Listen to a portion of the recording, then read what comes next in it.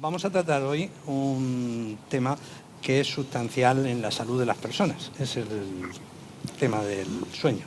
El sueño tiene muchas variantes. Una de ellas, lamentablemente, son de carácter patológico.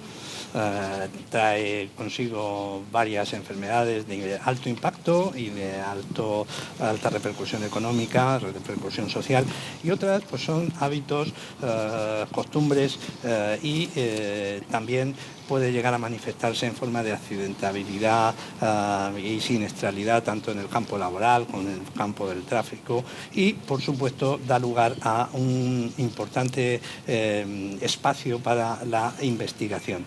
En la región de Murcia contamos con profesionales de primer nivel, tanto en el campo asistencial referido a la patología del sueño a través de las unidades de tratamiento y de diagnóstico de trastornos del sueño, como en la investigación y en campos como la siniestralidad laboral o la accidentabilidad derivada de la patología del sueño.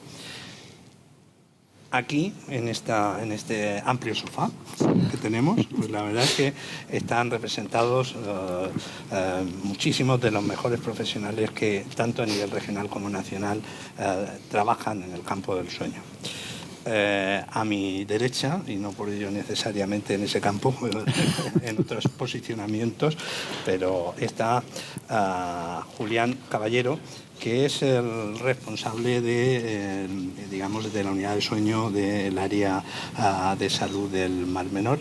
Y bueno, pues la primera pregunta es ¿cómo ves tú el afrontamiento de los problemas, sobre todo en tu caso de carácter sanitario, en la región de Murcia y en tu especial dedicación en el campo de la apnea obstructiva del sueño? Hola, buenos días. Bueno, en efecto, la primera reflexión lo hablaremos largo y tendido, imagino, pero si tengo que hacer un resumen de cómo está el manejo y tratamiento, el abordaje de la patología del sueño en Murcia, pues diría que está francamente mal, a pesar de los esfuerzos que llevamos haciendo estos años. Pero supongo que durante la tertulia tendremos tiempo de pormenorizar, ¿no? En el Mar Menor no estamos distintos a lo que es el resto de la comunidad. Creo que nos falta mucho por hacer. Muy bien.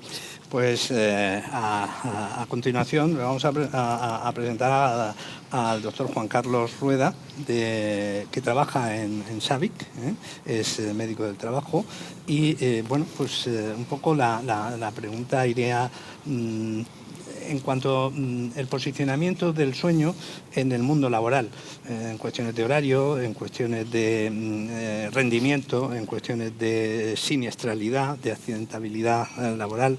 ¿Cuál es tu opinión? Sí, bueno, buenos días, muchas gracias por la invitación. Realmente desde la medicina del trabajo entendemos que hay una problemática importante con el sueño, ¿no? Igual que en la sociedad en general, pero no solo en trabajadores a turnos, sino en los trabajadores como somos todos nosotros, ¿no? Desde nuestra especialidad ponemos un especial énfasis en la parte preventiva, ¿no? En la parte de diagnóstico previo de la patología del sueño y en fomentar hábitos de higiene del sueño y de facilitar pues cuadrantes de turnos que sean lo mayormente compatibles con el hábito del sueño. Evidentemente, el problema de sueño y de insomnio tiene una repercusión importantísima a nivel de rentabilidad de las empresas, de las organizaciones, tanto públicas como privadas. Se estiman en las últimas guías en un 8% del PIB, o sea que estamos hablando de mucho, mucho dinero. Y detrás de los problemas de sueño viene mucha accidentabilidad y siniestralidad laboral. Se estima que el 15-30% de los accidentes de tráfico in itinere están relacionados con problemas de sueño. O sea que evidentemente que tenemos un problema grande en el que podemos colaborar todos, en que ahora ahondaremos. Muy bien, muchísimas gracias. La doctora Virginia Izura es neurofisióloga, trabaja ahora mismo en el área 7 Y bueno, la verdad es que ella también a su vez dedica mucho tiempo a la investigación y yo me gustaría que nos comentara, iniciara un poco su participación por cómo dormimos a las diferentes edades. No todas las personas según su edad duermen lo mismo, duermen en el mismo espacio de tiempo. ¿Cuáles son sus necesidades? Un poquito en esa línea. Hola, buenos días, y lo mismo que mis compañeros, gracias por invitarme. Sí, realmente las necesidades de sueños, todo el mundo está preocupado por cuántas horas hay que dormir, pero varían a lo largo de la edad, desde que nacimos hasta la edad adulta y la ancianidad. Entonces, quizá simplemente lo introduzco y luego lo comentamos más ampliamente, sí, pero tanto la cantidad de sueño como el modo en que dormimos, las distintas fases de sueño, cómo se distribuyen, van a variar a lo largo de la edad y van a influir también mucho en cómo nos despertamos y cómo aprovechamos el día. Por eso es muy importante conocerlo y también que los padres conozcan cómo duermen los niños, porque en el caso de los adultos la falta de sueño se va a traducir en somnolencia, falta de concentración durante el día, lo que han comentado de posibles más accidentes, pero en el niño la falta de sueño no se manifiesta así, sino que se manifiesta por un aumento de la hiperactividad, por un aumento de la actividad, que sería hiperactividad. Y se puede confundir el diagnóstico de mal dormir muchas veces con el TDAH, y eso es muy importante que se conozca la diferencia. Y luego comentaré esto de las diferencias de horario y de fases de sueño. Bien, muchas gracias. El doctor Juan Antonio Madrid Pérez es también un lujo para esta región, porque además lleva muchísimos años trabajando en el laboratorio de cronobiología de la Universidad de Murcia, y que uno de sus campos más importantes de investigación es el sueño. Entonces, a mí me gustaría saber o empezar a conocer, sobre todo que supiésemos los demás, un poco cuáles son las líneas principales que en el campo de sueño desarrolla el laboratorio. A ver, nuestro laboratorio tiene el enfoque que nosotros aportamos al tema del sueño es entender el sueño como un ritmo circadiano, un ritmo que implica la alternancia de sueño y de vigilia en 24 horas. Por tanto, el primer abordaje es integral. El día prepara la noche y la noche hace que te sientas mejor o peor durante el día. Y eso es fundamental. No podemos desconectar y estudiar el sueño solamente como una actividad, un evento que ocurre de desconexión nocturna y ya está, ¿no? Entonces, nuestro objetivo ha sido, en primer lugar, educación.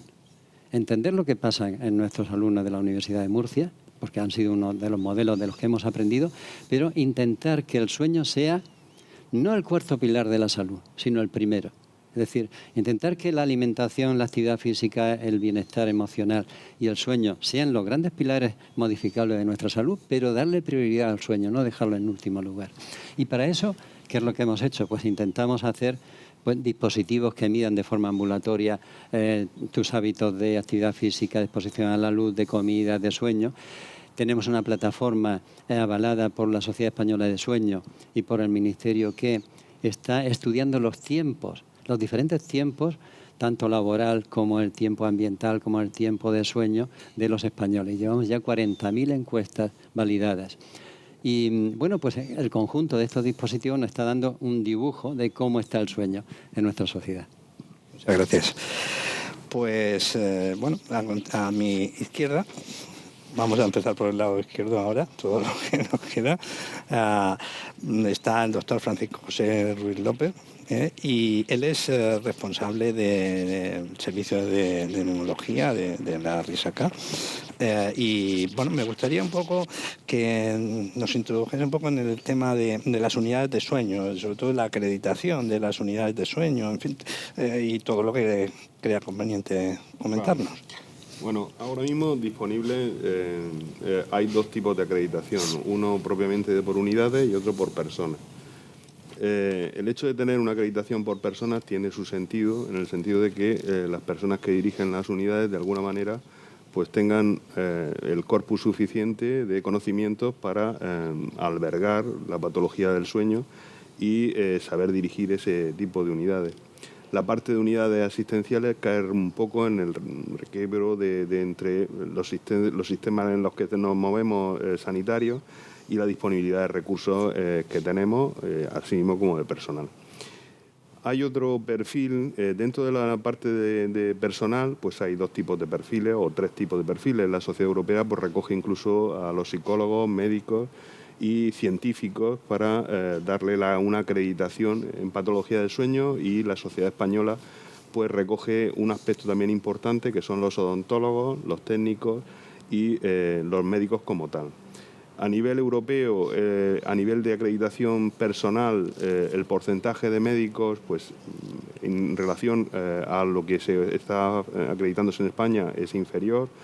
En España pues estamos a los 800 y pico médicos en los últimos exámenes del 2012 o por aquí. Sin embargo, lo que sí que da una sensación, o a mi juicio, que podremos desarrollar un poquito más tarde, tanto a nivel europeo y en España, como a nivel nacional, es el déficit de personas que trabajan en las unidades, que son técnicos de sueño.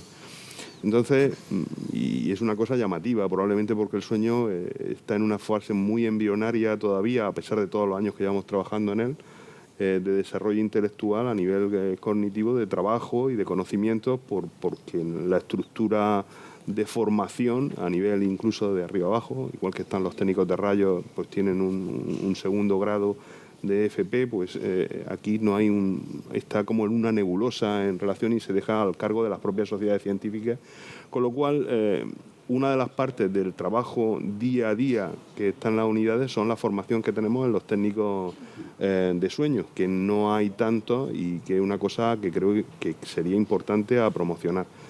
Y por último está en el tema de las unidades. Las unidades, hay diversas sociedades FESMES, una de ellas la española, muy activa, y la europea, para determinar qué características tienen que cumplir esas unidades, desde alta complejidad, unidades especializadas y las básicas, pues para poner un poco el sentido a la sociedad de que esas personas que están trabajando allí, pues de alguna manera lo hacen con determinada calidad.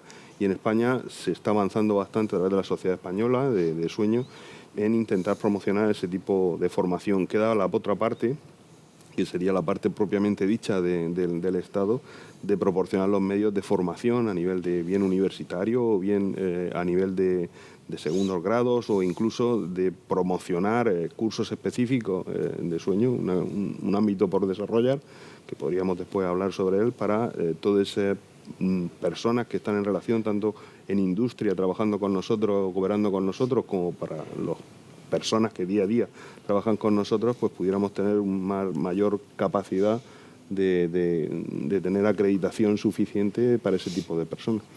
Muy bien, muchas gracias. Y el doctor Pedro García Torres, pues me gustaría que nos comentase algo sobre la actividad diaria en esas unidades de sueño. ¿Cómo acude el paciente? Esa sensación de angustia, ¿quién lo trae? ¿Cuáles sus síntomas? ¿Y cómo se refleja en su vida diaria ese paciente que acude a ser asistido en las unidades de... Lo primero que me gustaría transmitir es que las unidades que tenemos de sueño actualmente en la región no hay ninguna que sea multidisciplinar, es decir, que permita abordar a cualquier paciente con patología del sueño. Estamos hablando que la patología del sueño es una enfermedad una patología tremendamente frecuente, que consideramos que tiene que dar la suficientemente importancia para considerarse un problema de salud pública, y que eso va a necesitar un análisis de coste-efectividad del abordaje de esta patología. Y ese abordaje multidisciplinar ahora no lo podemos hacer. No tenemos, como decía, tratamiento multidisciplinar, ni tampoco un tratamiento en red que nos permita interrelacionarlo en los diferentes profesionales. Con la pregunta que me dices, ¿cómo viene al paciente? Yo, como neumólogo de una unidad básica de sueño, el perfil de paciente es el paciente que suele presentar ronquido referido por el acompañante y somnolencia. y es la patología más frecuente que vamos a diagnosticar, es la apnea obstructiva del sueño. Quedan en otro lado los pacientes, la otra gran patología del sueño como es el insomnio.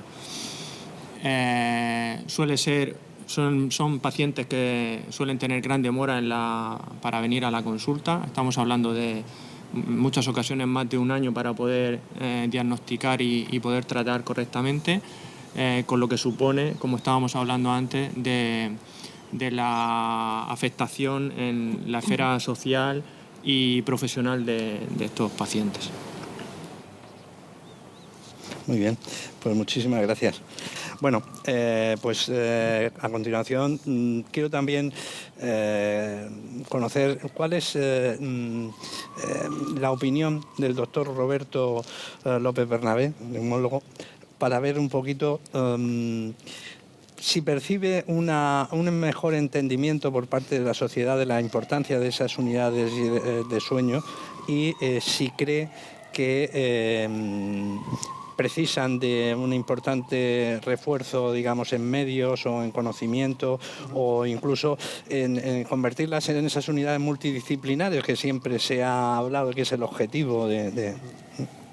Bueno, muchas gracias por la pregunta. Soy neurofisiólogo, trabajo en el área 6 y 7 de salud y experto en medicina de sueño, y efectivamente hace falta educar a la población en trastornos de sueño y, por supuesto, hace falta un centro multidisciplinar de sueño en la región, como ha dicho Pedro, que existe en Alicante, existen muchos a nivel nacional, pero aquí, por falta de medios, de recursos, el sueño, pues cada uno va haciendo lo que puede y como puede, ¿no? Y entonces no realizamos un abordaje global del paciente, que es fundamental en este tipo de trastornos, ¿no? Y la sociedad, pues, ¿cómo percibe esta situación? Yo creo que la desconoce, ¿no? Fundamentalmente la desconoce de la importancia y desconoce de la falta de recursos en la región, porque nosotros recibimos pacientes de primaria, no hay buena comunicación con primaria, no hay buena comunicación entre especializadas, recibimos todo tipo de pacientes, normalmente hacemos la parte diagnóstica, no accedemos a la parte terapéutica por falta de medios y de recursos y porque eso supone un efecto llamada, etcétera, etcétera, y la administración tampoco nos apoya en eso de momento, y esperamos un poco que cambie esta circunstancia. Muy bien, pues muchísimas gracias. Y bueno, ya para terminar la primera de las rondas, el doctor Miguel Ángel Franco, a ver, ¿cuál es para mí, cuál serían las medidas más iniciales que habría que adoptar para entrar en una etapa nueva dentro de la asistencia sanitaria en el campo del sueño? Es decir, más profesionales, una creación de una unidad de referencia regional, global, que estuvieran todas las unidades subsumidas en ella, una formación en los médicos de atención primaria, un reparto de competencias. ¿Cuáles serían las primeras decisiones que, si tuvieses oportunidad de ponerlas en marcha, adoptarías para mejorar la asistencia en el sueño? Hola, buenos días. Es la pregunta más compleja y más polémica de todas. Sí, pues desde luego lo primero es la falta de personal. Es decir, las unidades de sueño siempre son el recurso de todos los servicios de donde tiran cuando hay bajas, cuando llega el invierno, cuando falta personal. El sueño es lo primero en cerrarse en los hospitales. Entonces siempre vamos a temporadas. En temporada invernal el sueño casi se cierra, en temporada de veraniega intentamos recuperar todo el terreno perdido y siempre vamos luchando contra corriente. Vamos, yo los 10 años que llevo en el sueño llevamos así y ahora mismo estamos en la misma situación, baja que hay, baja que no se cubre. Entonces, claro, con ese ritmo es difícil. Estamos compensando, formando nosotros a base de tiempo a enfermeros y técnicos, que son los que desde luego nos están haciendo una labor muy importante, pero esa no es la solución. La solución es darle la importancia al sueño en ese sentido. Después, desde luego, falta una unidad a nivel regional a la que podamos remitir los enfermos. Nosotros no tenemos problemas porque estamos en el mismo área con ellos, pero sé que es muy difícil acceder y haría falta una unidad multidisciplinar. Ya esta es una pregunta que lanzo para todos. ¿Creéis que estamos demasiado sanitarizando el tema del sueño? Me explico.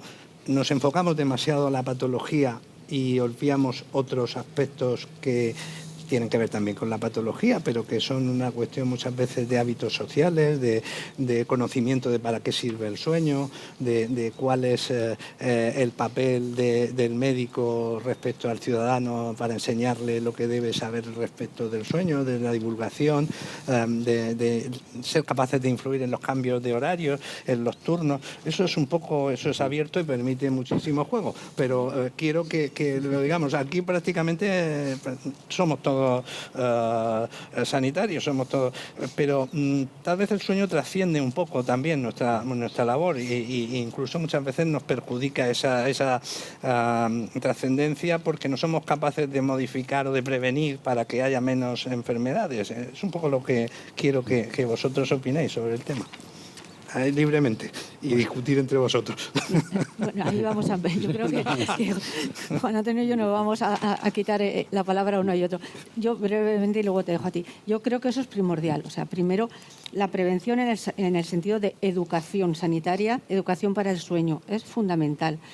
Porque, como tú bien dices, no tanto el médico como el paciente o las personas que no llegan a ser pacientes patologizan el sueño. Cualquier mínimo problema de sueño lo van a patologizar, sea con comorbilidades o no. Entonces, una educación de lo que es el sueño es fundamental. Pero además luego, como han ido comentando por ahí, tenemos que sentarnos los especialistas en sueño con la administración, con los responsables de sanidad y todos estos problemas que estamos diciendo aquí de formar las unidades coordinadas de sueño, las unidades multidisciplinarias y repartir la patología del sueño de un modo sensato y con sentido común, es fundamental. Lo mismo que estamos exponiendo aquí esos problemas, hacerlo con los responsables de administración y entre nosotros, lo mismo que hay CARES de especialidades, crear un CARE de sueño y decir, esto se hace en un hospital, esto se hace, esto no hay que duplicarlo, aquí debemos crear una unidad interdisciplinar, decir qué pacientes vemos, cómo los vemos, cuándo son necesarias pruebas, cuándo no. Y de esta manera, aunque tenemos unas listas de espera larguísimas en todos los hospitales, por lo menos se distribuirán de una manera más lógica, más homogénea y podremos enfrentar las soluciones y los tratamientos de un modo más coordinado y lógico. Pero yo creo que se debería empezar por ahí. Estoy de acuerdo totalmente. Y hay algo que a mí me llama la atención y es la cantidad de personas que llegan con esa pulserita que mide el sueño y llegan a la consulta porque son muy ansiosas y dicen, es que yo no duermo las 8 horas que tengo que dormir. O no tengo fase REM. Claro, sí. Entonces lo primero que hay que hacer es educación y cambiar esas expectativas absurdas sobre el sueño. No hay que dormir 8 horas necesariamente, porque algunos podremos dormir un poco más o un poco menos. Y bueno, pues tampoco es necesario que todo el sueño sea continuado. Hay microdespertares durante la noche, hay despertares naturales por la noche. Entonces hay que quitar esa ansiedad. Me he despertado a las 4 de la mañana, no pasa nada, voy a volver a dormir, ¿no? Ese sería un campo. Y luego lo que nosotros hemos aprendido mucho es que hay mucho campo de intervención a nivel de conducta y de comportamiento, pero que implica que el paciente asuma la responsabilidad que tiene sobre su salud. No podemos derivar el problema del sueño al médico que te va a dar un comprimido y que te lo va a solucionar porque no te lo va a arreglar del todo, ¿no? Entonces, hemos encontrado 3 hábitos que son fundamentales. Si no regularizas tu forma de vida, comidas, ejercicio, exposición a la luz, horarios de sueño, ¿cómo le vas a enseñar a tu cerebro que esa es tu ventana de sueño? Si no sabe cuándo hay de dormir, no te prepara para dormir y para despertar. Esa es la primera regularidad. La segunda que estamos viendo es, y sobre todo en jóvenes, a mí me preocupa mucho, es seguro que lo habéis visto, esa falta de contraste entre el día y la noche. Es decir, el día es sedentario, estoy siempre delante de pantallas, la misma iluminación casi de día que de noche, picoteo nocturno, o sea, no me muevo, no tomo la luz natural, no contrasto el día, no fomento esa potencia, esa diferencia que hay entre el día y la noche, y eso me afecta a mi reloj biológico y claro que afecta al sueño. Y el tercero es el tiempo, los tiempos, sincronizar los tiempos. Hablabas de los horarios también, no todo es un problema de trabajo a turno. Es que a veces un escolar entra a las 8, 8:30 y estamos viendo que su centro de sueño espontáneo es a las 6 de la mañana. Entonces, ¿cómo lo llevamos al colegio? En realidad estamos privándole de sueño REM, de una parte de su sueño importante, y le estamos acortando ese tiempo de sueño. O sea, hay mucho que hacer y mucho que educar y mucho que intervenir a nivel de hábitos, ¿no? Bueno, yo estoy de acuerdo con Juan Antonio, como no podía ser, y con Virginia, como no podía ser de otro modo. Yo creo que aquí tenemos un problema fundamental. Yo creo que la población en general, cuando nos enfrentamos a ellos en las consultas, saben más del sueño que lo que pensamos. Es verdad que lo saben a la antigua usanza, ¿no? Pero sí que lo saben. Saben que para aprender hay que dormir, saben que para estar bien durante el día hay que dormir. Yo creo que tenemos un problema. Debemos de saber transmitir que eso es importante y que la gente tiene que saber lo que es el sueño, pero a mí me falta una cosa que siempre que leo cosas en otros países, pues parece que estamos igual. En las facultades de medicina apenas se habla de sueño. Si los sanitarios no sabemos de sueño, es muy difícil transmitir a la población sueño. Entonces, cosas que hay que hacer es que en las facultades se dé importancia al sueño como debe ser. Estamos un tercio de nuestra vida, es decir, que alguien que viva 90 años está 30 años durmiendo y en la facultad se hablan 2 horas de media de sueño en los 6 años. Y eso es importante porque nuestra experiencia, que es ya bastante dilatada, también es que la sensación que tenemos que tanto a nivel de primaria como con otras especialidades que no tienen nada que ver con nosotros, esto no se lo creen. Entonces parece que hablamos de una cosa como si fuera de otro planeta, ¿no? Entonces eso es lo primero que en la facultad, los que tengáis acceso a la universidad, hay que apretar para que haya más tiempo, que la gente, los sanitarios, los médicos, lo que tratamos, porque si no somos nosotros. Aquí estamos representantes de unidades de sueño, no porque sean unidades grandes, sino porque estamos de uno en uno. Entonces, eso es importante. Es importante que a lo mejor somos los transmisores de los conocimientos a la población del sueño. Entonces, creo que debemos ser más y debemos hacer que nuestros compañeros se crean la importancia del sueño para poder transmitirla. Fijaros, yo, claro, evidentemente la parte preventiva y la parte de conocimiento y educación a la población es fundamental, porque en mi área de trabajo, en la que podemos influir y podemos llegar antes de que aparezca la patología, ¿no? Y que lo remitamos a las unidades de sueño, en medicina del trabajo deberíamos de tener esa capacidad de influir en la organización del trabajo dentro de la organización pública o privada, el cuadrante de turnos, ¿no? Y fijaros que en esa cosa como tan básica, y eso va más de lo que pensamos, no solo el trabajador de una industria, no, personal, nosotros mismos en el hospital, cómo están los cuadrantes organizados, cómo trabaja el personal de enfermería o el cirujano. Realmente todo eso tiene una influencia enorme. El poder llegar a recomendar un cuadrante de turnos que sea lo mejor o lo más compatible con la organización de la calidad de vida, creo que ahí podemos llegar a estar de acuerdo y podríamos salir de aquí, ¿no? Como fruto de... Porque ves todavía empresas que trabajan 7 días de noche, 7 días de tarde y 7 días de mañana. Y tú piensas, ¿pero cómo pueden soportar esto? Sí. Es difícil que aguanten toda la vida laboral, ¿no? Sí. Fijaros que nuestra especialidad abarca desde los 18 hasta los 65 años. Tenemos una N enorme hoy día. No sé si estará en 20 millones los que estamos en activo, ¿no? En la población en España. Tenemos una capacidad de influir y de actuar y de prevenir. Y lo que decía Juan Antonio, tú le dices a un trabajador que viene diciendo que el problema es que trabaja a turnos y que el turno lo tiene reventado, pero en el momento que le dices es que tienes que cenar de una forma diferente, tienes que desconectar de tus redes sociales de una forma diferente, eso no le interesa. Eso no le interesa. No verás que cuando llego a las 10 de la noche lo que quiero es cenar bien cuando llego, ponerme un ratito a ver la tele y ver la serie que prefiero y me acuesto a las 2 de la mañana. Entonces, claro, como no lleguemos a educar y a influir, y en este caso debemos tener unidades en las que participen nutricionistas que enseñen al personal a turno que debe cenar el día que trabaja de noche, que debe desayunar el día que ha trabajado de tarde. Y creo que esta parte es importantísima, ¿no? El tener este abordaje entre todos y con otros especialistas, ¿no? A ver, lo que no podemos seguir es funcionando por una iniciativa heroica de todos los que estamos aquí. Es decir, yo creo que esto se aborda de una manera con 3 pilares. Uno es la prevención, otro es la asistencia y otro es la investigación. Esos 3 pilares tienen que estar recogidos por las autoridades que correspondan y no por una iniciativa heroicas particulares de cada uno de los que hemos estado aquí, que hemos creído en el sueño y que aparte que nos gusta, es decir, pero no se puede hacer con una iniciativa friki en el sentido de que las personas, cada uno, pues trabajan de una manera determinada y hacemos lo que podemos para intentar hacer algo que nos gusta y que nosotros trabajamos. Es decir, las autoridades tienen que comprender que hay que incidir en un plan preventivo de sueño, es decir, a niveles de adolescencia, fundamentalmente en la infancia, que es donde se van a aprender casi todos los manierismos que vamos a estar trabajando en el futuro. Los adolescentes tienen una patología que no es una patología, ellos tienen su reloj biológico está desplazado de otra manera diferente, es decir, hay que incidir también en sus hábitos. La asistencia sanitaria que no sea preventiva o que sea en primaria tiene que trabajar en la prevención posible y en sus hábitos y en su decálogo de sueño de estar trabajando. Nosotros tendremos que trabajar de una manera organizada y estructural en las patologías que se presenten y poder abordarlas, cada una de ellas.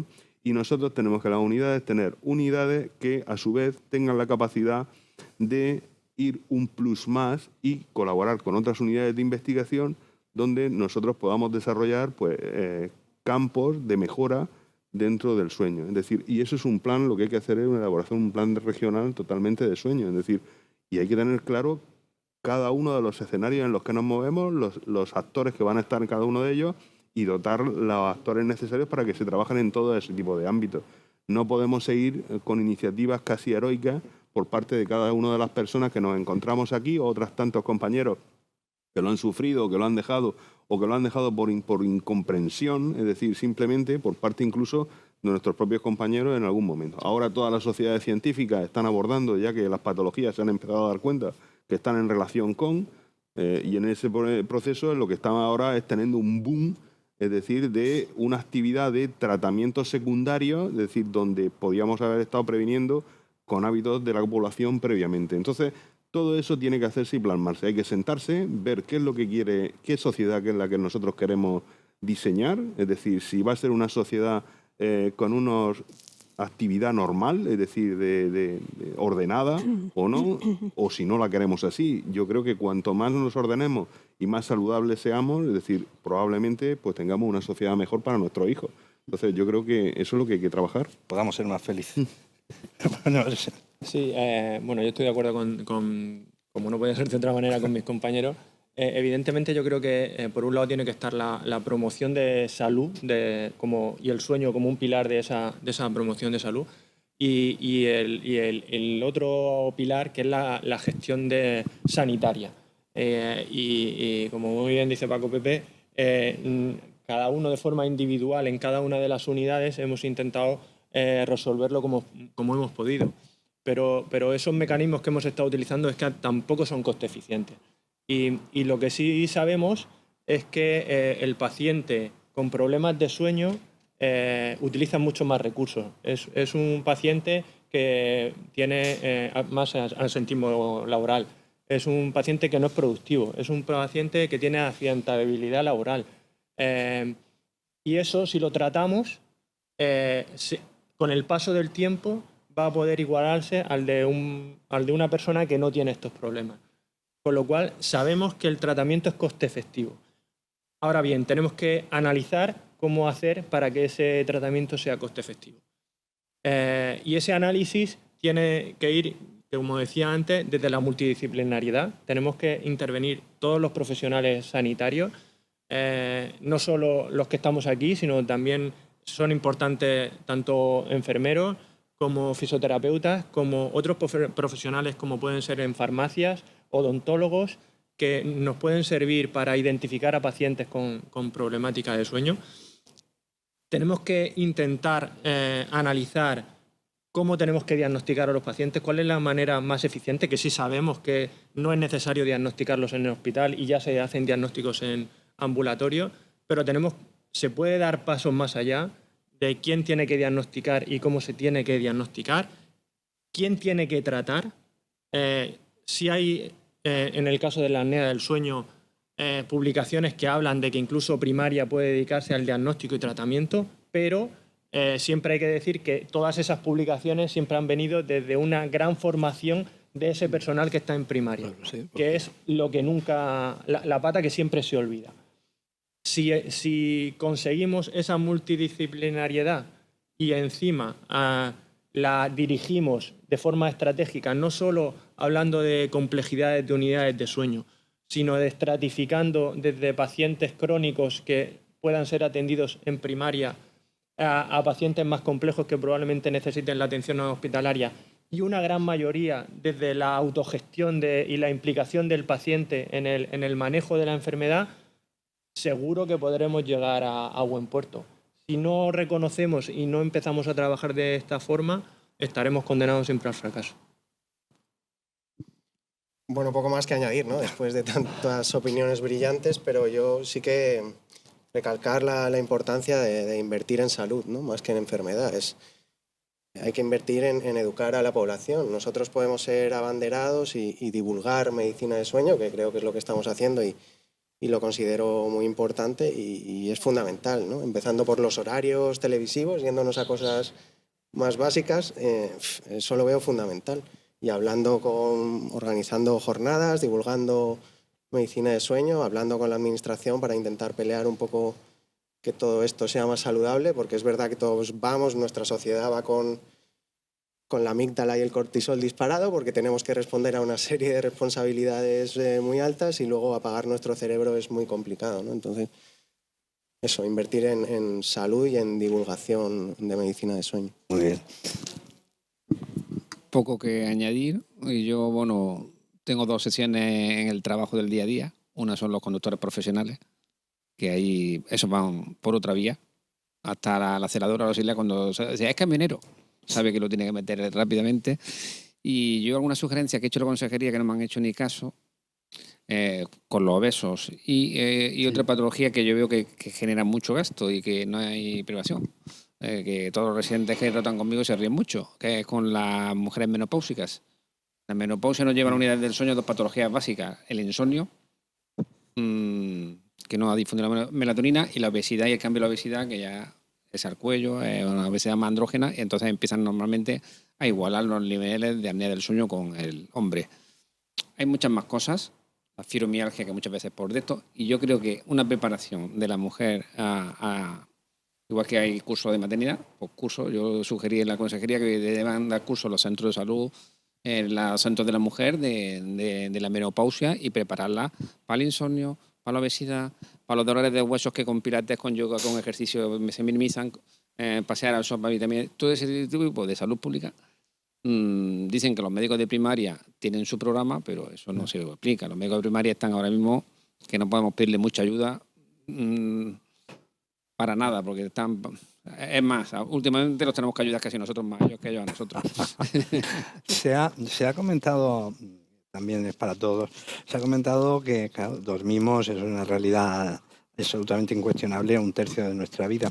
Pero la sociedad, evidentemente, es consciente, la sociedad, ya no los profesionales, de la importancia del sueño, de la valoración del sueño, y si eso no consciente, sabe lo que significa en su sueño bueno o malo el tipo de horario que sigue, el tipo de turno de trabajo que tiene, estaría dispuesta a cambiar esos horarios, estaría dispuesta a, de alguna manera, obligar a que los medios de comunicación también tuvieran un prime time mucho más acorde con un tiempo de sueño. ¿Sabe la repercusión que sobre sus hijos tiene el buen dormir o el mal dormir? ¿Sabe el riesgo que significa coger el coche con una falta de sueño importante? ¿Es consciente de ese tipo de trascendencia de algo que aparentemente no valora mucho, porque piensa que el sueño es solamente para descansar, y aunque esté un poquito más cansado por la mañana, pues no pasa nada, porque ya lo recuperaré sábados y domingos, que antes comentabas tú?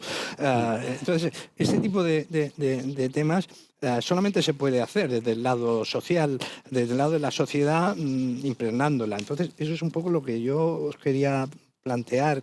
¿Qué hacemos? ¿Cómo hacemos? Y si ahora empiezan a aparecer medidas, y ahora hablaremos después de ellas, posibilidades de cambiar las cosas. ¿Nos peleamos otra vez? Venga, no peleamos nunca.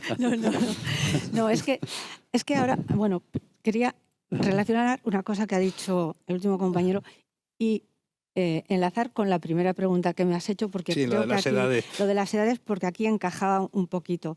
Y dentro de las edades, la menopausia en la mujer, ya que soy la única mujer aquí. Vamos. Hemos comentado, o me has comentado antes, que la edad influye mucho, sobre todo en cómo se duerme y también en cuánto, cómo. Entonces lo voy a comentar ahora. Todo el mundo, cuando piensa en el sueño, piensa en cómo dormimos los adultos, que es dormimos por la noche y estamos despiertos durante el día, el ritmo circadiano. Pero no es así, y los que sabemos de sueño, pues lo conocemos. El recién nacido tiene lo que se llama un sueño polifásico, que está dormido, despierto durante el día, lo que tanto a los padres nos vuelve un poco locos. Y además su sueño es muy distinto a los porcentajes de las distintas fases de sueño son distintas a las del adulto. Normalmente empieza el sueño en REM y luego ya pasa a la fase N3, N2, N1, casi al revés que el adulto. A partir de los 3 años, más o menos, se estabiliza el sueño y pasa a ser más o menos el sueño del adulto, que duerme durante la noche, está despierto durante el día y como mucho, sobre todo esos primeros 2, 3, 4 años, hace una siesta durante la tarde. Ya luego llega el sueño del adulto, que hacemos la siesta cuando podemos y si no pasamos sin siesta. Y lo de la cantidad de sueño que necesitamos dormir, que eso lo sabemos todos y sobre todo el doctor Juan Madrid, pues depende mucho, ¿no? Estamos los dormidores largos, los dormidores cortos, los tipo búho, los tipo alondra, la combinación de todos estos tipos, ¿no? Los que necesitamos acostarnos temprano y levantarnos temprano, que serían los tipo alondra, los búhos que nos acostamos tarde, nos levantamos más tarde, cortos si necesitamos dormir poco y largos los que necesitamos dormir mucho. Cuando las personas se quejan de insomnio, que a veces dicen no duermo nada en toda la noche, también sabemos que no es cierto, si no duermes nada te mueres. O sea que... Y luego está el cuando necesitas dormirlo, por lo que hemos dicho, hay gente que duerme a partir o le entra el sueño a partir de la 1 a las 2 de la mañana y otros que les entra muy temprano. ¿Qué pasa? Que mucha gente, sobre todo las madres, los padres, creen que los niños duermen igual. Y cuando un niño se despierta varias veces durante la noche, están muy preocupados. Mi niño es que no duerme, mi niño se despierta y lo llevan al médico y dice, mi niño tiene insomnio.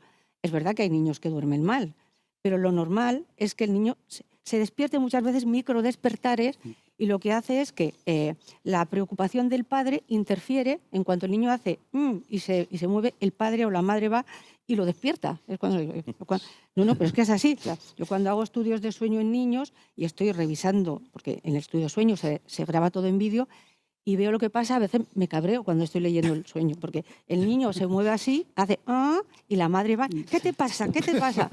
Y lo despierta, ¿no? Dice, no, déjelo, tranquilo.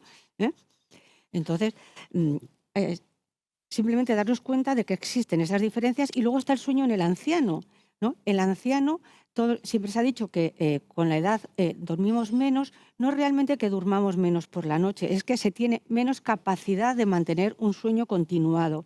Por lo tanto, durante el día se tiende a dormir, a hacer microsiestas. Entonces, lo que pasa es que el anciano quiere dormir toda la noche y si se acuesta a las 12 y se despierta a las 6, dice que tiene insomnio. No, lo que pasa es que se levanta a las 6 y a las 6 ¿qué va a hacer el hombre, ¿no? O la mujer? Lo que hay que intentar es dormir menos durante el día para que por la noche tenga una mayor carga de sueño. Y luego está la menopausia. La menopausia, que sí que es verdad que los médicos de familia tendrían que tener unos conocimientos del sueño. No es que se tenga insomnio, la mujer menopáusica no tiene insomnio, lo que tiene es una fragmentación a mitad de la noche. O sea, tiene una menor capacidad de mantenimiento del sueño, pero solo esa fragmentación. Lo que pasa es que empieza a preocuparse, porque dice, yo antes dormía de un tirón y ahora me despierto a mitad de la noche.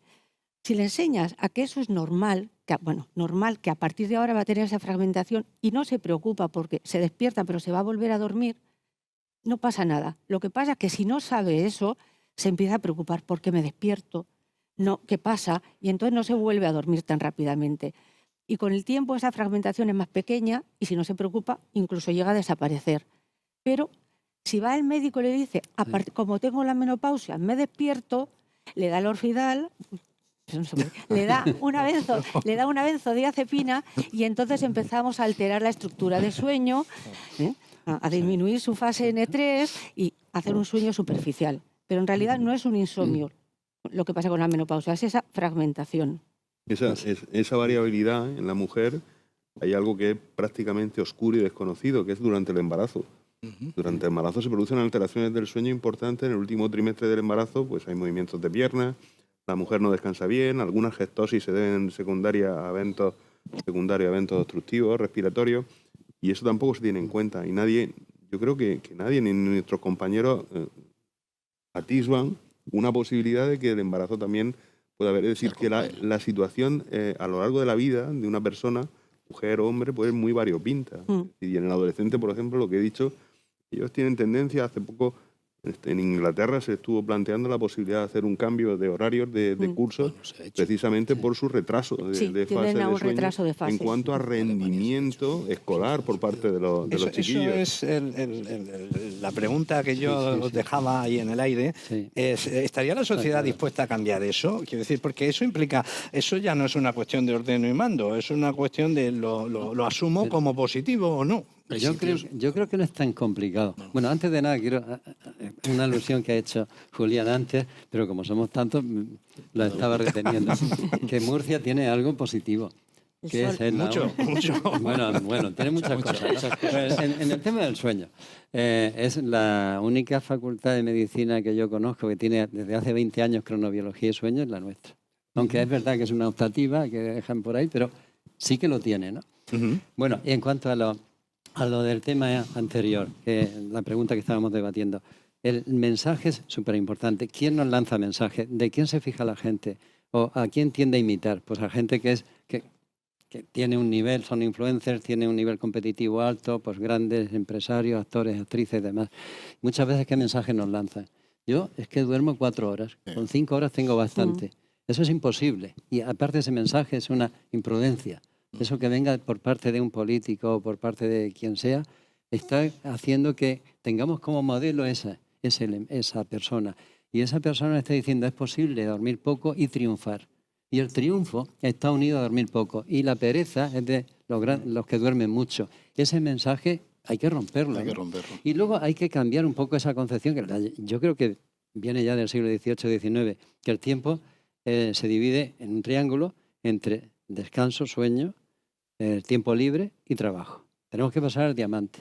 El diamante es, tenemos un tiempo para el sueño, un tiempo para el trabajo, un tiempo para el ocio y un tiempo para los cuidados. Cuidarte a ti mismo y cuidar a los demás. Y parece que esos cuidados los hemos dejado al margen, ¿no? Como no demos cabida a esos tiempos, no cabe físicamente todo lo que tenemos que hacer en un día, ¿no? Y la sociedad, yo creo que hay cosas que se pueden hacer a nivel político, a nivel administrativo, que tendría un impacto bastante potente, y el tema de los horarios es muy importante. El tema de los horarios con los adolescentes universitarios es fundamental, pero no sé, igual luego podemos desarrollarlo más. De hecho, ya hay experiencias, ¿no? En Estados Unidos, pues que adelantan el horario, retrasan el horario de entrada, de empezar la actividad del colegio, y mejoran los rendimientos. Quiero decir que esto se sabe hace tiempo, ¿no? Y también en parte en Alemania creo que también hay experiencia. Quiero decir que esto lo sabemos ya. El problema es implantarlo, igual que lo que han peleado muchas veces desde la Sociedad Española de Sueño sobre el tema de los cambios horarios, verano-invierno, pues para nosotros es una barbaridad, pero se sigue haciendo, ¿no? A pesar de la evidencia. Yo creo que aquí redundo en lo de antes, que es fundamental la educación de la población, pero partiendo también de la educación de los sanitarios, porque somos los principales transmisores, y quitarnos este tabú de que la Thatcher dormía 4 horas y que era fantástico. Esto no puede ser. Esto hay que intentar que duerman más, ¿no? Entonces, tuvo Alzheimer, tuvo Alzheimer, claro. El problema es que luego acaban con Alzheimer. En una reunión no hace mucho tiempo, el Día Mundial del Sueño, que participó Juan Antonio, Gonzalo Pin y esto, hablaban de que cuando los políticos llegan a un acuerdo a altas horas de la madrugada, no te los creas, porque probablemente no se han de fiar. Entonces, yo creo que esto es fundamental, que nosotros sepamos transmitir, y para eso los médicos deben tener conocimiento, que actualmente, desgraciadamente, en general no se tiene, y poderlo nosotros transmitir a la sociedad. Yo creo que la sociedad, insisto en lo que decía antes, sabe más de lo que cree respecto al sueño, la importancia del sueño. Es verdad que normalmente incluso las patologías de sueño suelen ser patologías crónicas, y el paciente hace un efecto se adapta. Esto es lo normal, para mí es lo normal estar así. y perciben, en las apneas del sueño lo vemos mucho, sobre todo en gente joven, que cuando les pones tratamiento dices, ahora estoy bien. O sea, mejoran mucho su percepción, pero antes no eran conscientes de que estaban mal. Y esto es muy, muy habitual. Sobre todo, ya digo, en gente joven muy ocupada, que dicen, no, yo hago todo mi trabajo, yo rindo muy bien, pero mejoran muchísimo. Y esto lo debemos vender. Lo debemos vender, que no solamente hemos de tratar a gente que está muy sintomática, sino pacientes que tienen unos datos objetivos de que están alterados, independientemente de lo que nos digan, ¿vale? Por eso hay que estar, el médico que se encarga de esto debe estar muy bien formado, debe saber lo que pregunta y cómo lo pregunta, y transmitirles también la idea que no es una patología, pero sí que es probablemente la causa más frecuente de que la gente tenga sueños, que duerme poco. Que eso es lo más frecuente en nuestra sociedad, más que la apnea, más que el insomnio. Es que la gente duerme poco, lo hablamos con Juan Antonio, ¿no? Duerme muy poquito. Entonces no pueden estar bien cuando es un día, otro día, otro día. ¿Vale? Yo creo que sí, o sea, es verdad, Julián, y creo que estarás de acuerdo conmigo que la sociedad lo sabe, pero no lo pone en práctica, porque en la consulta, cuando repasas las medidas higiénicas de sueño, que son fáciles, sencillas, no las cumplen. Todos toman muchos excitantes. Todos abusan de pantallas y de actividades que requieren concentración antes de dormir. Incluso tienen una iluminación inadecuada. Su cama o su habitación no está en las condiciones correctas. Duermen con la persiana hasta allá y que les está entrando luz. No sé. Sí que tienen información, pero no la utilizan. Al menos yo, en mi impresión en la consulta, es que esas medidas higiénicas de sueño fundamentales antes de cualquier tratamiento no las cumplen, entonces debe haber desconocimiento.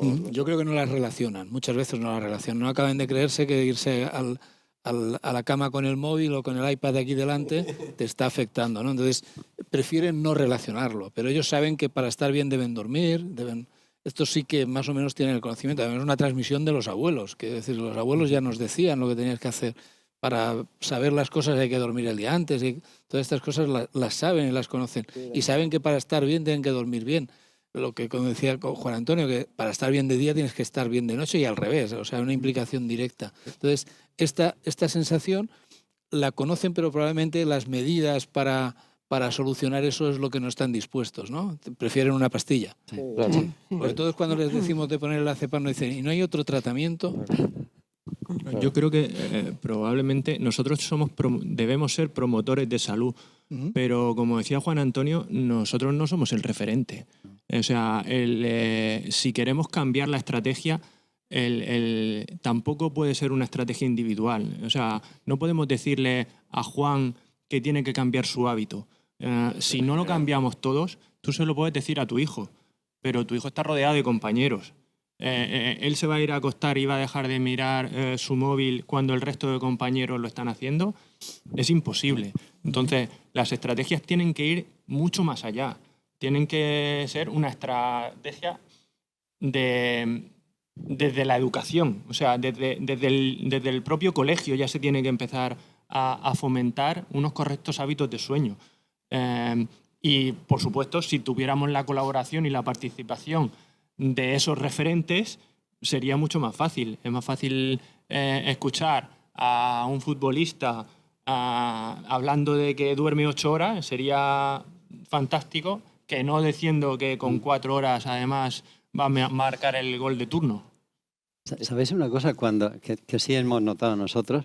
Nosotros hacemos prácticas en varias titulaciones y les medimos el sueño durante una semana. Básicamente es una de las que hacemos.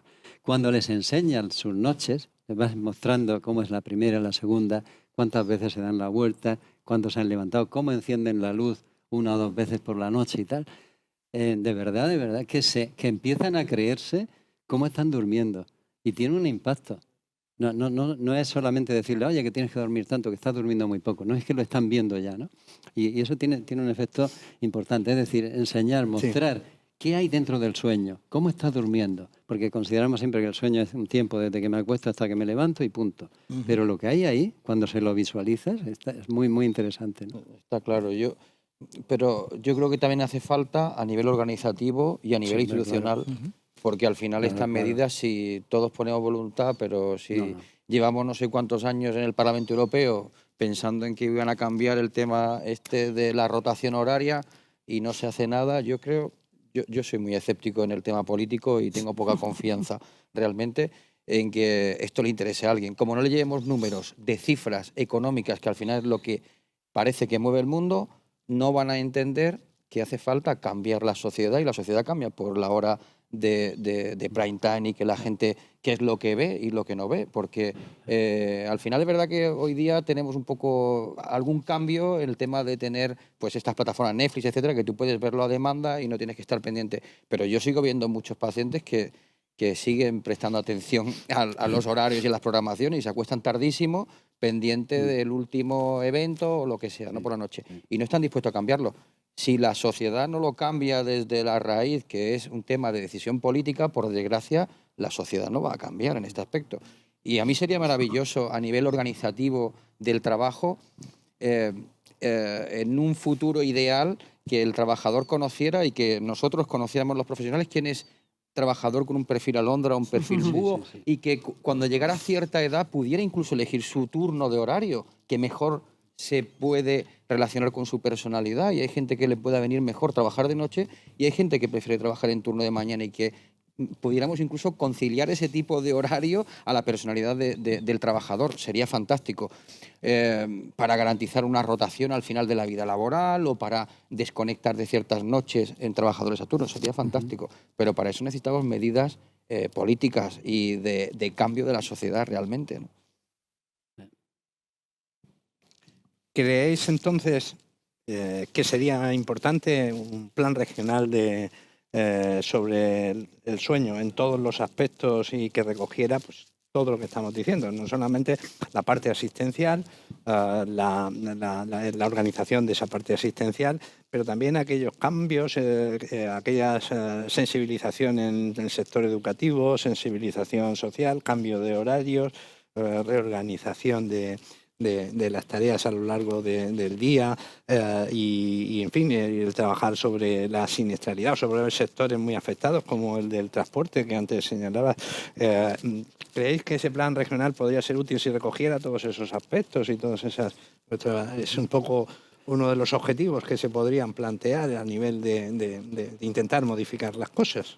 Perdóname, empiezo diciendo, sería fantástico empezar por aquí. Esto ya es una forma de empezar, ¿no? Con esta mesa sería fantástico. Pero, ¿veis por la mañana cómo está la autovía en Murcia? La de accidentes, todos los días tenemos accidentes. Cuando no hay transporte implicado, algún camión, algún camionero, tenemos vehículos. La gente no va bien por las mañanas.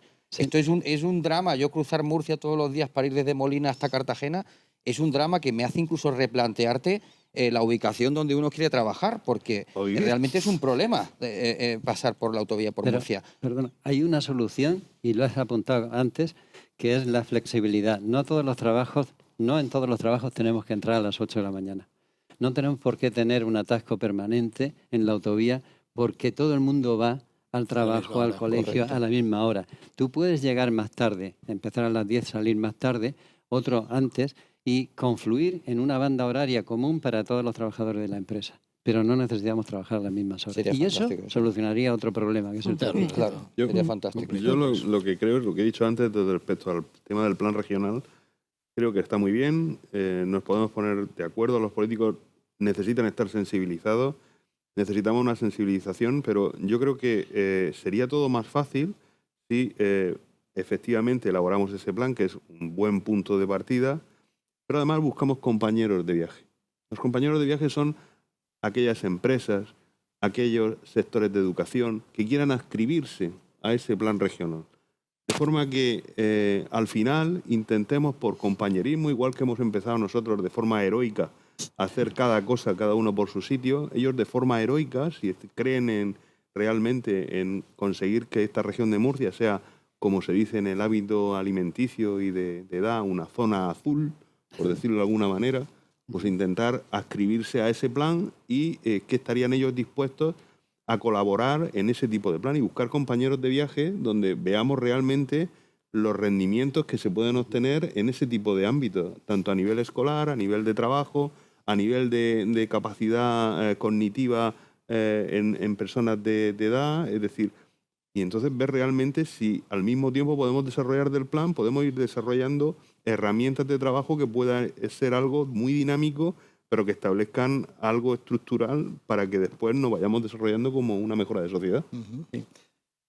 Evidentemente, yo creo que, si me permitís, el tema del Plan Regional de Salud, del sueño, perdón, pues es una de las herramientas que nos puede ser útil dentro de ese movimiento, que también quiero vuestra opinión, sobre resaltar la importancia del sueño. Recientemente se presentó en el Senado una proposición que fue aprobada por la mayoría o la casi totalidad de los grupos para impulsar y promover todas las acciones referentes a un mejor dormir y a mejorar el sueño de los españoles. Yo creo que sin ser la panacea, pero hay que buscar herramientas que transformen las iniciativas individuales en colectivas y en respaldadas por los representantes políticos, las administraciones públicas en ese sentido. Que me gustaría vuestra opinión y ya, si queréis, un poco pues para ir cerrando, una intervención de cada uno de vosotros global de cierre sobre el tema de lo que creáis más importante y sea vuestra línea de actuación en vuestros respectivos campos profesionales, ¿no? Entonces, pues, libremente, vamos, antes hemos empezado por ti, que empiece la parte. Bueno, sí, son muchas cosas. Pero bueno, yo mi línea, mi obsesión, ya lo he dicho antes, el trabajo. Conductores, taxistas, conductores profesionales, esos van por una vía, porque con las listas de espera que tenemos no podemos permitir que en una autovía vaya alguien sin máquina y líe la que líe. De hecho, cuando hay un accidente de un camionero, yo siempre pienso que no sea de mi área, que sea de otro sitio, porque que ya no es solo eso. Hay camioneros que conducen con muchos psicofármacos, que yo ahí ese tema en el plan regional tendría aquí. Como una persona que toma 3 orfidal al día puede estar conduciendo y no hay nadie y no puede hacer nada. Es decir, hay temas legales en gente que tú sabes que no está en condiciones de trabajar, de conducir, estamos impotentes. No puedo hacer nada. 20 se duerme de pie casi y el tío está trabajando y no lo pongo en mi informe, pero ya está. Eso ahí queda. Entonces mi obsesión es con los trabajadores. Con los trabajadores en trabajos de riesgo. Eso y lo que he dicho antes de la menopausia, que también otro que afecta al 50% de la población. Son dos aspectos muy interesantes. Sí. Hemos hablado mucho de la siniestralidad y la repercusión en la vida diaria, ya no de la siniestralidad, de la vida diaria del trabajador y de su turno. En uno preventivo, los dos son preventivos. En la mujer, si evito que coja peso, evitaría a lo mejor ponerle máquina. Y será bueno para su fibromialgia, para sus dolores de hueso y para toda la patología que tiene. Y en los conductores con los otros. Son, digamos, las dos sesiones que tengo yo en el trabajo. Bueno, aparte de todas las otras muchas, pero bueno. Muy bien. Yo, por supuesto, el plan regional de sueño adelante, pero con las matizaciones que ha dicho muy bien Paco Pepe. Y yo como objetivo me pongo intentar unir fuerzas con otras especialidades dentro de mi ámbito del área 6 y 7 para intentar esa multidisciplinariedad, ese abordaje global, aunque sea desde nuestra pequeña área de salud o desde nuestro núcleo, pero abrir puertas, tender puentes, lo que haga falta para abordar esto, que no sean unidades de una persona, como ha dicho Julián, sino que seamos varios, incluso implicar a residentes de otras especialidades, formar a gente, no sé, al final es inútil cerrar la puerta de tu consulta o encerrarte ahí porque no llegas a ninguna parte. Unir fuerzas sería mi objetivo. Muy bien. Bueno, efectivamente yo sigo en la misma línea y creo que lo fundamental es la coordinación. Está claro que eso necesita de una dotación de recursos, pero tienen que estar todos los estamentos implicados. Y simplemente una pequeña puntualización, y aquí sobre todo hemos hablado de trastornos respiratorios, que es verdad que suponen la gran mayoría de patologías del sueño. En la región de Murcia el trastorno no respiratorio del sueño está completamente abandonado. No hay nadie que se dedique a tratar a estos pacientes. Los neurólogos no pueden, no tienen las consultas saturadas. Neurofisiólogos no todos pueden pasar consulta. Psiquiatras tampoco. No tenemos dónde derivarlos. Es otro pilar que también debe contemplar, creo, un plan estratégico. Perfecto. En mi parte vuelvo al principio, que es el tema de la formación. Nos conocemos todos los que estamos aquí, pero yo estoy cansado de ver siempre las mismas caras. Es decir, me gustaría ser más, ¿no? Y no es por vosotros porque sois fantásticos y maravillosos, pero me gustaría ver más gente. Entonces, echo de menos que en la base en la que podemos estar trabajando, ya que somos pocos los que trabajamos, pues se amplíe, y que se amplíe de alguna manera a base de formación. Creo que necesitamos todos que nos echen mano parte técnicos y que estén formados, y que es una parte importante de responsabilidad por parte tanto de la universidad como parte incluso de la CEFIS, de hacer cursos de formación en sueño, y que tengamos gente que esté trabajando con nosotros, que tengamos disponibilidad de gente. Trabajar en el sueño es duro, no solo porque hay que echar noches, hay que hacer turnos, hay que trabajar también en consultas, y eso implica una gran cantidad de profesionales que pueden estar afectos de esto, y necesitamos que estén bien formados para poder abordar, y que, ya que somos solo uno, la unidad, pues que sea uno con algún pseudópodo, o dos, o tres, o cuatro, para poder abordar la situación. Entonces, creo que ese corpus de científico nos falta, y en la región yo abogaría porque se pusieran en marcha procesos de formación y de acreditación a nivel de universidad, a nivel de, propiamente dicho, de la CEFIS, para poder tener un abanico de personas a los que poder echar mano de ellos para trabajar.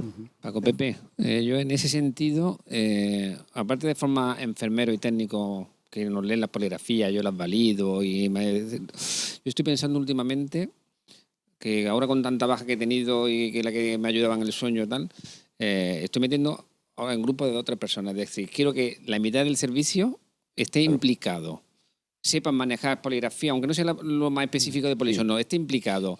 Y de esa forma casi consigo que se dejen Pero guiar. volvemos, es difícil. Volvemos, sí, pero si los propios neumólogos, la mitad de los propios neumólogos de un servicio, logra que estén metidos y sepan manejar las cosas del sueño y pasen consulta y hagan algo de sueño, ya está ganando dentro de los neumólogos, porque muchos neumólogos están al margen. Pero estamos hablando de neumología, pero volvemos a la heroicidad. Es decir, no puede existir heroicidad. Es decir, tenemos que tener un abanico de posibilidades de gente que esté formada, que esté en posibilidad de acceder a esas unidades para trabajar. Y igual que nosotros, para a través de las industrias que nos apoyan muchísimo para trabajar. Es decir, toda esa gente tiene que tener una vasta formación para poder abarcar lo más posible. Es decir, no tenemos que estar haciendo cambios específicos. Eso está bien, lo vamos a hacer nosotros, pero no tiene que ser heroico, tiene que ser algo formativo, establecido y organizado desde universidad, CEFIS y tal, donde el Servicio Murciano de Salud o las clínicas privadas o tal podamos trabajar con esas personas de una manera organizada, reglada, y sabiendo que le estamos dando una oferta de servicio razonable al paciente. Sí. Bueno, yo pienso que estamos ante un problema de salud pública y del cual las administraciones y en general la sociedad no es consciente. O sea, y evidentemente la cantidad de alteraciones de sueño, y a mí lo que más me preocupa es que aparecen en edades cada vez más tempranas, y que esas edades tan tempranas que están desarrollando una alteración de sueño luego se va a cronificar, se va a mantener en la etapa adulta. Tenemos que empezar a trabajar lo antes posible. Y por lo tanto, el objetivo desde nuestro grupo, pero también me gustaría que coordinado con todos vosotros, sea un poco el de la educación en etapas tempranas, educación de padres, de madres, de profesores y de alumnos, y que el alumno trabaje el tema del sueño, porque el sueño es otra forma de vida, así es que no lo entendemos así, pensamos que no se vive mientras se duerme, y es otra forma de vida, ¿no? Y la segunda idea que llevamos nosotros es intentar sacar los estudios de sueño de la unidad de sueño, es decir, vamos a estudiarlo en la situación real, cómo duerme esa persona con sus hábitos de vida normales a lo largo de un periodo suficientemente largo. Eso es importante en los trabajadores a turno, porque como no mida 10 o 15 días no te enteras bien de cómo lo está haciendo, ¿no? Pues en esas 2 líneas me gustaría trabajar, y por supuesto de una forma coordinada y llamando a más gente, evidentemente, integrando a más gente. Bueno, creo que en esta ronda se están diciendo cosas muy importantes. Lo del Plan Regional de Sueño creo que es un plan muy ambicioso, pero al mismo tiempo ya lo hemos empezado a hacer, lo estamos haciendo, y creo que es muy importante. Y en cuanto a los trastornos de sueño, que no son solo respiratorios, por supuesto, pero tampoco están abandonados. Bueno, abandonados quizá en tratamiento. Aquí tenemos a Roberto, que en su unidad se hacen muchísimos estudios de sueño de todo tipo de patologías. Y sí es verdad que luego quizás quien los lleva, el médico que los manda a hacer, quizás están un poco abandonados en cuanto al tratamiento. Pues como bien dices, ampliar quién puede realizar el tratamiento, neurofisiólogos que puedan realizar consulta y llevar el tratamiento, los psiquiatras que están muy saturados. Y otra de las cosas, que no se me vayan porque quería decirlo, era en cuanto a la formación. Tomo yo el testigo también para, desde el Colegio de Médicos y desde la OMC, potenciar la formación en sueño, realizar cursos de formación en sueño, tanto para la población, quizá no se pueda, pero para los médicos de primaria y para enfermería, aunque ellos tienen su propio colegio. Y una de las cosas que a la vista ha tratado, pero que aquí quizá ya esto se excede, que estamos hablando de muchas cosas, la de los técnicos. Desde la Sociedad de Neurofisiología, el tema de los técnicos es discutido porque sería técnicos en neurofisiología, no solo para sueño, porque hay diversas técnicas que realizar, pero yo pienso también que el formar técnicos en sueño es muy importante. Porque ¿quién hace los estudios de sueño? ¿Quién pone las poligrafías? Si hubiera un técnico en sueño que lo dominara todo, pues tendríamos un personal de apoyo muy importante. O sea que eso es también un aspecto que sería importante manejar. Muy bien. Totalmente de acuerdo. Bueno, yo por mi parte, pues empezar con este plan regional del sueño me parece una iniciativa estupenda para divulgar, para dar conciencia, ¿no?, de este problema de salud pública. En la parte que a mí me toca, en la parte de promoción de la salud, en los trabajadores, ¿no?, que son mis pacientes, los trabajadores, yo creo que tenemos que divulgar y dar a conocer que el sueño es un proceso activo, como estáis hablando, es decir, hay que poner de nuestra parte para hacer las cosas bien, como para dormir, tenemos que cuidar nuestros hábitos. Yo en mi experiencia, trabajadores a turnos y no a turnos, que se cuidan, que se preocupan por comer bien, que tienen actividad física y se preocupan por su salud, no tienen problemas de sueño. Y aunque lleven 15 o 20 años trabajando a turnos. Es decir, le preguntas y viven muy bien y duermen bien, a pesar de tener cuadrante de turnos. Pero porque el sueño forma parte del área de salud que ellos quieren cuidar, porque comen bien, cenan bien y hacen deporte. Si no trasladamos esta responsabilidad al paciente, en mi caso al trabajador, que el sueño es un proceso activo y que hay que cuidarlo, pues no hacemos nada. Con lo cual, desde la Sociedad Científica de Medicina del Trabajo, realmente hace unos años, pues nadie hablaría de sueño. Yo cumplo con la labor de sensibilizar a mis compañeros, ¿no? Y como inciso, este año próximo traemos a la región de Murcia el Congreso Internacional de Medicina del Trabajo, el CEMET. Va a haber una mesa destinada al sueño y trabajo. Esto hace unos años era impensable.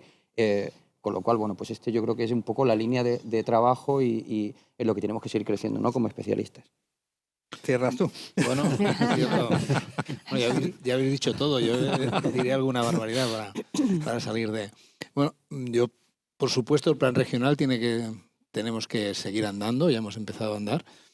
El pilar básico, también se ha comentado, es la educación a todos los niveles, desde el nivel familiar, nivel sanitario, en el Colegio de Médicos. Yo creo que también en el Colegio de Médicos se puede invitar a la población. Nuestra experiencia fue que hace unos años hicimos una reunión en la que invitamos a pacientes y la mañana anterior había sido con médicos y vinieron mucho más pacientes que médicos. Quiere decir que incluso hicimos una salida por Murcia.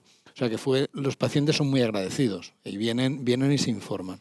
Vale, eso yo creo que es fundamental que lo hagamos y si lo hacemos entre todos mejor, de forma coordinada mejor. Yo creo que es urgente en esta región montar una unidad multidisciplinar para que los pacientes estos que están diagnosticados de una patología no respiratoria se quedan ahí en el limbo, nadie sabe cómo está. Y después hay que exigir a las autoridades que, igual que los radiólogos tienen resonancias que las compra el hospital, en neumología, en las unidades de sueño, en neurofisiología, los equipos no deberían depender de la empresa de terapias correspondientes. Creo que tan solo aquí en Murcia, tan solo en un hospital, los equipos para el diagnóstico de sueño son comprados por el hospital. Yo creo que esto no debería ser.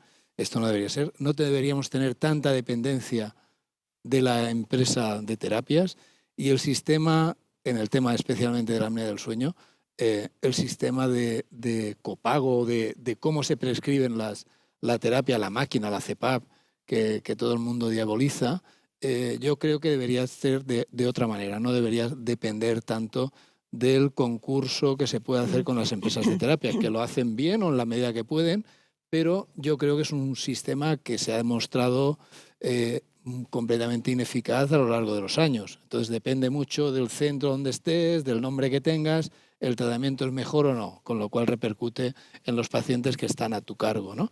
Entonces yo creo que esta es una de las cosas que deberíamos exigir, que ese sistema cambie, ¿no? Y decir por último que, por ejemplo, el tema que yo más manejo es la importancia, por ejemplo, de la apnea del sueño. En las consultas ordinarias de neumología de los centros que conozco, al menos de la región, más del 30% de los pacientes que acuden son para problemas de sueño. Quiere decir que hay que darle el valor que tiene, que no se le está dando. Somos unidades de uno, a lo mejor en un servicio que somos 14 o somos 15 o somos 16, y ese uno se encarga del 30% de la consulta. Entonces yo creo que eso hemos de ponerlo en valor y hemos de saber transmitirlo a las autoridades y a nuestros gestores, evidentemente, de los hospitales. Y nada más. Muchas gracias. Bueno, pues muchas gracias a todos, de verdad. Muchísimas gracias a la FFIS, que nos ha dado el soporte y la oportunidad también de reunirnos, de hablar con libertad, de hablar con humor, de hablar y de aportar ideas y conocimiento, y sobre todo de impulsar un tema que es el tema de la salud en el sueño, o el sueño y la salud. Dormir mejor, tener un mejor sueño es sin duda tener una mejor vida en su totalidad. Por lo tanto, yo creo que es un tema que nos debe preocupar. Es un tercio de nuestra vida y repercute en todo el resto de los 2 tercios restantes. Por lo tanto, tenemos que ser capaces de conseguir para todos nuestros ciudadanos, todos nuestros conciudadanos y el resto de los españoles, pues el mejor sueño posible. Así que muchísimas gracias a todos. Muy bien. Gracias.